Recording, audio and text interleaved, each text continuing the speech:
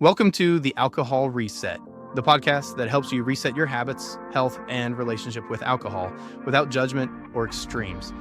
If you're looking to cut back, take a break, or just understand how drinking can affect your body and mind, you're in the right place. Each episode brings you science-backed insights on neuroscience, nutrition, and habit change to help you feel better, sleep deeper, and take control on your terms. I'm Mike Hardenbrook, best-selling author, neuroscience enthusiast, and habit change expert.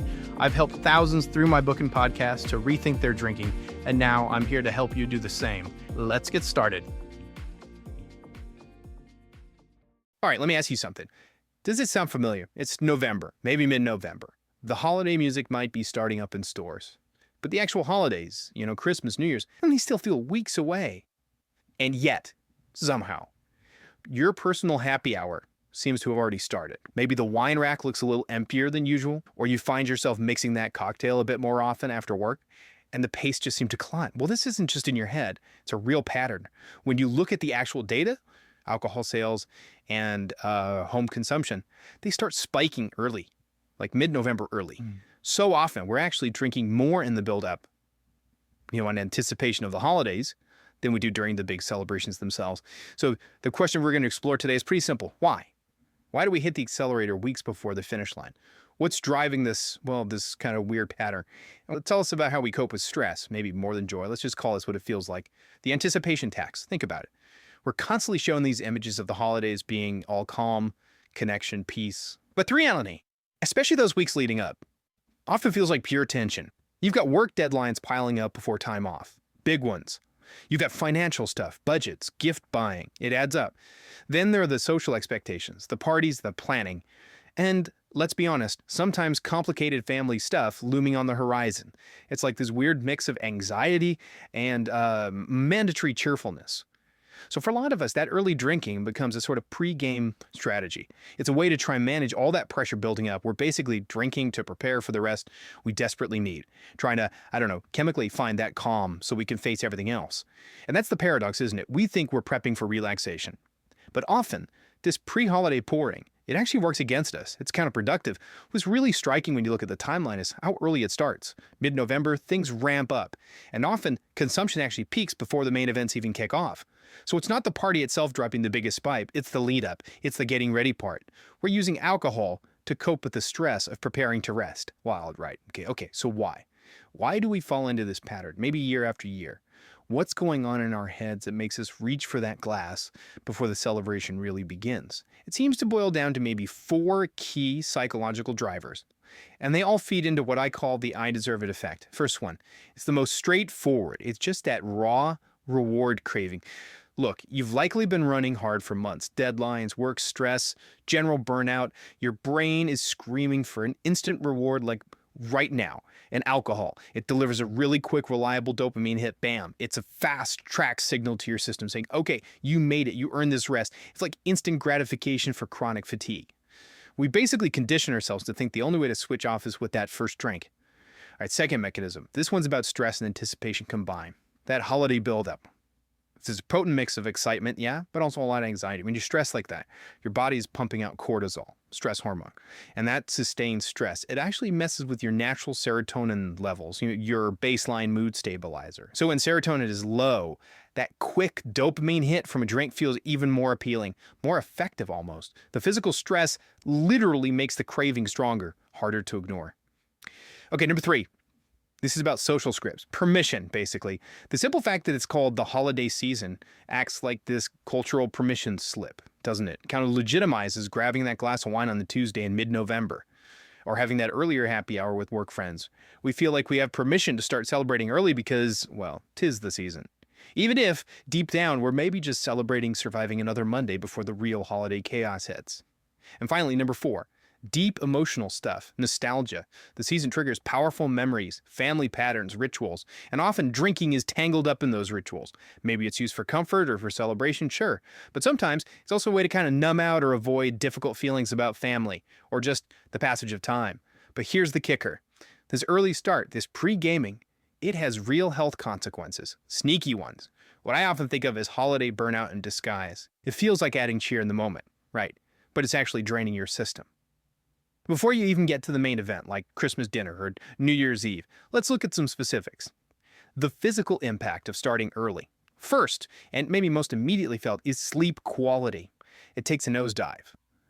Yeah, a drink might help you fall asleep faster sometimes. We've all felt that. But it seriously messes up your REM sleep, that crucial restorative sleep later in the night, which means you wake up feeling tired, unrested, running on fumes.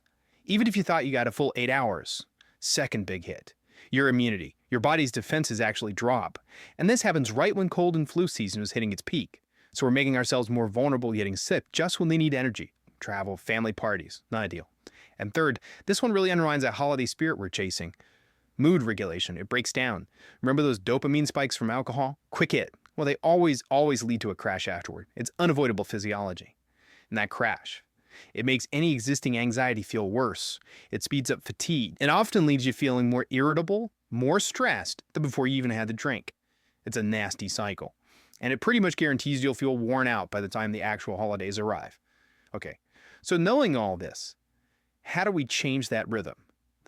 The goal isn't necessarily, total abstinence or skipping every single toast, unless that's your goal, of course. But it's more about shifting the underlying way we manage stress during this period. We need to focus on actual restoration, not just temporary sedation. Big difference.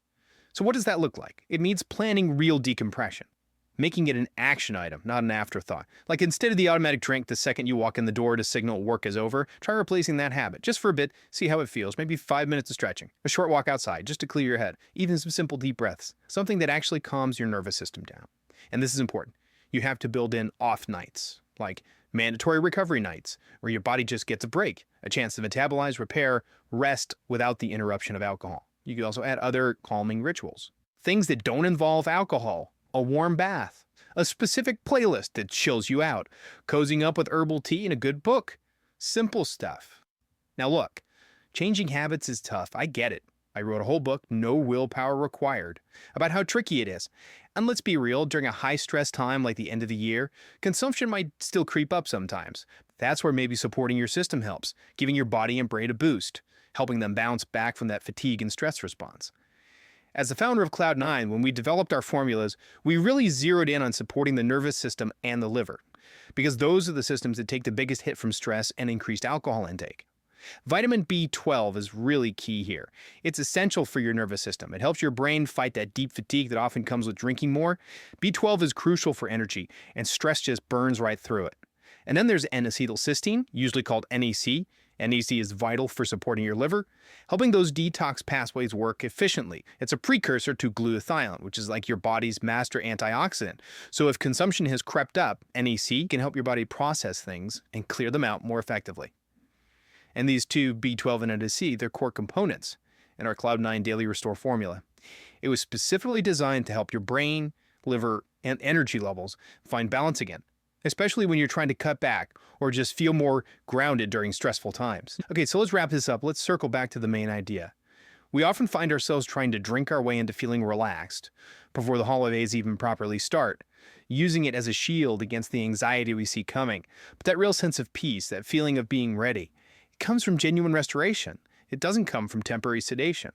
So here's the challenge. Something to think about this season. What could your pre-holiday road look like this year if it wasn't about pouring more?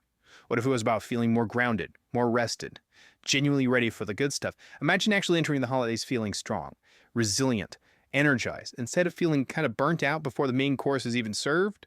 That's the rhythm shift worth thinking about. What does intentional rest look like for you this week? That's a wrap for today's episode. If you got something out of this, do me a quick favor, leave a rating and review on whatever podcast platform you're listening on. It helps keep the show going and would mean the world to me. Got ideas, comments, or questions? Shoot me an email at mike@trycloud9.com. I'd love to hear from you. And if you're looking for extra support, check out Cloud9, makers of Daily Restore, a once-a-day supplement to support your body from alcohol's effects, and Rise and Unwind AM/PM, a 24-hour combo to curb cravings, balance mood, and improve sleep when taking a break. Go to trycloud9.com and use the code PODCAST to save 15% on your next order. Thanks for listening, and I'll catch you next time.